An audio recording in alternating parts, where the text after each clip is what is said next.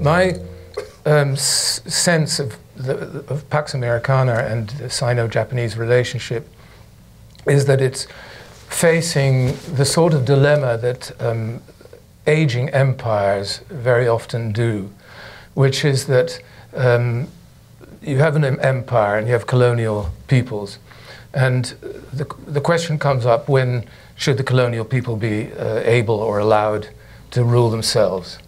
And the argument in late empires is always, oh, well, yes, of course, one day they will be able to do that, but not for a while, because if we leave now, there'll be chaos and mayhem and so on.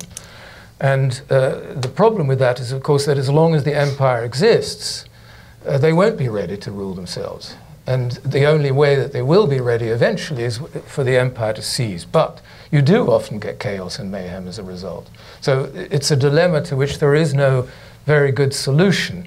I think probably Pax Americana in East Asia is something that eventually should make way for an Asian solution where Asians take care of these things themselves. But as long as the US is there, in some ways it hinders that process, because the US is there as the kind of the teacher who has to keep the children in order. And as long as the teacher is there, the children won't grow up to take care of it themselves. On the other hand, if the US retreats, especially if they retreat too soon, as you say, there'll probably be all kinds of problems. Now, I'm not quite as optimistic as Susan is on how the Chinese and the Japanese are going to get on.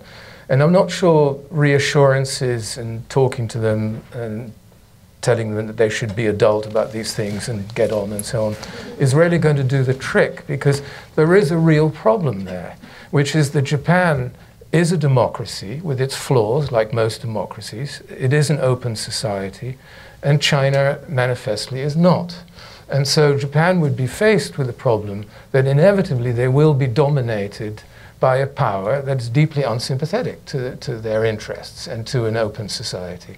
And I think a kind of a tension, at least, one hopes without violence, but a tension will be there inevitably. And it's not a question of goodwill and so on. It is a question of Japan having to face a dominant power simply because of its size and so on. That is a huge problem for them. And so they have every reason to believe that the longer the United States stays there, the better it is for them. On the other hand, in the long run, it probably isn't. And that's not a very cogent conclusion either, but that's why I sympathize with the way you ended your book. All you can say is the end, and the story continues.